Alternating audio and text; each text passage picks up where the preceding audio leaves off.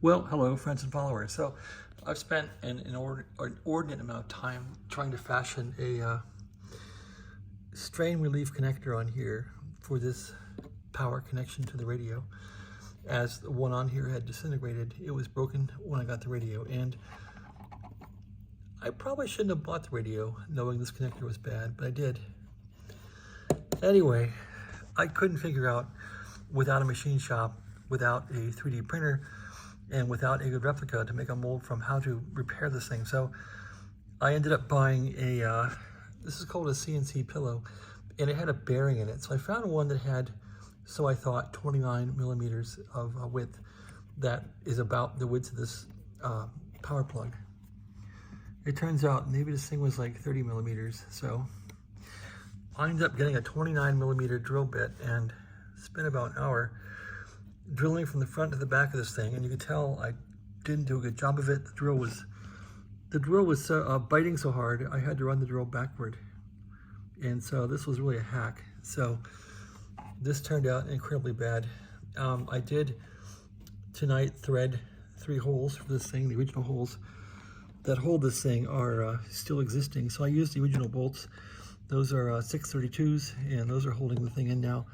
I had to keep kind of going down the garage, getting a grinder and hacking this thing to get it to fit in here. And what really is terrible is that on this Canon P connector, there's 2 little screws on the side that act as a, I would say, something that holds it into stasis, into place. And as luck would have it, that is exactly against this handle, so I couldn't get the screw into here to make that work. And I had a screw into here, and it was working, but then I just had a set screw that was around from this actual device, and the whole held the bearing, so I just put that set screw in here, which is probably crushing this thing a bit. But anyway, so does it work? I mean, now I don't have to really worry about the wires breaking, but this still isn't a very good solution. So I can plug this thing in like this, make sure the power's off, and plug it in like this. It's not a great solution. It's not very stable, really. You can see now it's wiggling, but this cable is like an insanely boisterous cable. It's very thick. So I probably should have made a thinner cable. I tried to duplicate what they had when this thing was new, and maybe that was a mistake. So I might be able to make this thing floating if I could find. I dropped one of the screws on the floor and can't find it. The other screw I captured, but then I have this handle that I gotta take off to get a screw into here. I simply can't get a screw into the threads of this socket on the bottom because of this handle's in the way. I can't make the screw align straight. So I thought about trying to put maybe a piece of metal on top of this thing to stabilize this, and unfortunately I'm missing some screws here that disintegrated. So if I had 4 screws there, that might be the best way, but maybe I won't do anything more of this radio. Just use it once in a while, or sell it or something, I don't know. Anyway, it's I guess approaching done as far as I'm concerned with it. It works great. I got the speaker now running on it as I showed in the last video, and here's the power supply that I have running with it, and the power converter. And so we can fire it up like that.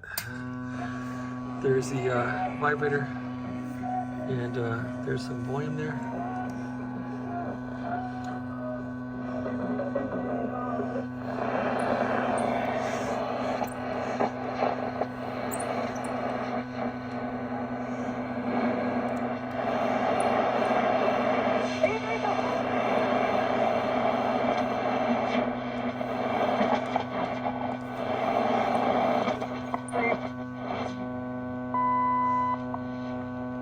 So it works pretty good. And I can transmit also on the radio, so that's a pretty good thing too on AM and CW.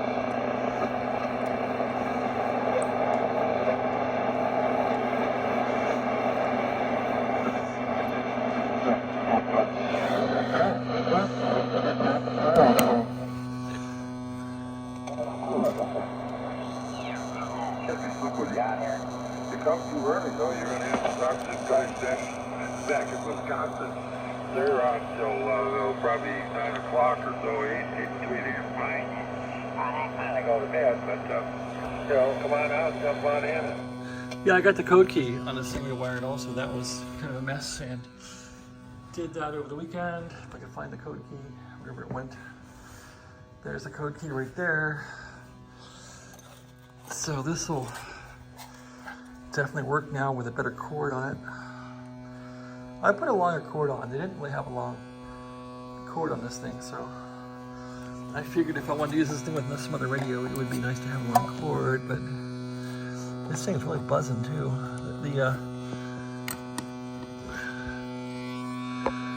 It's coming through the speaker.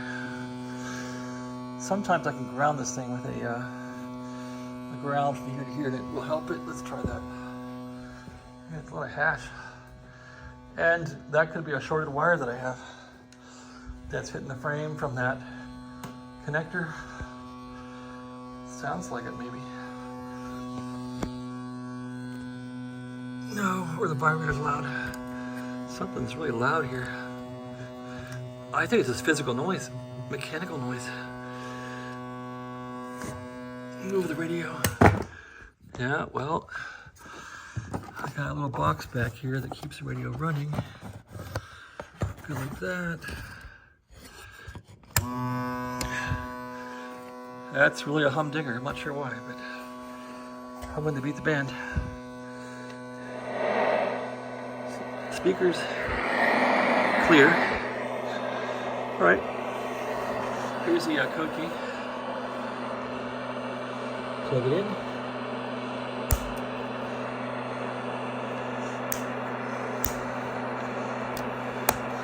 There we go. See if we go. We're on CW. Nothing. Oh, transmitter's off, that's why. Transmitter on, high power. There you go. And nothing.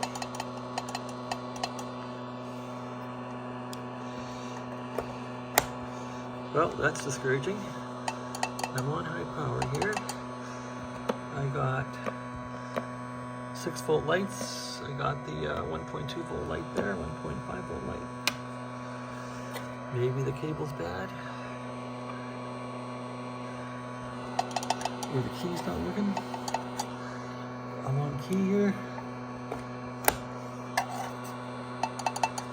I'm on CW, right? Yep. Nope. No code. That's weird.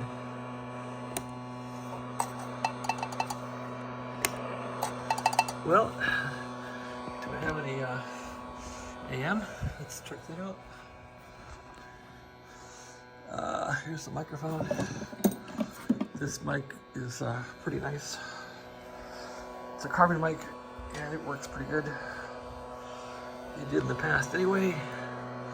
Let's go to mic mode here. Let's see if the mic will key.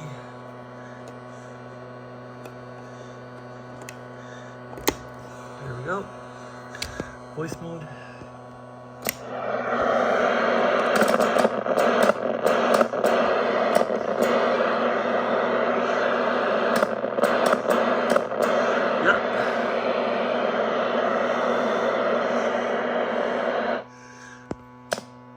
So I can key the mic. That works. Looks like the code key is not working.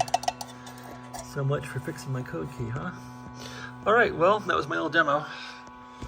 That's the status on the connector here. Not proud of it, but it's loose. There it sits, people. Thanks for watching. Have a great day.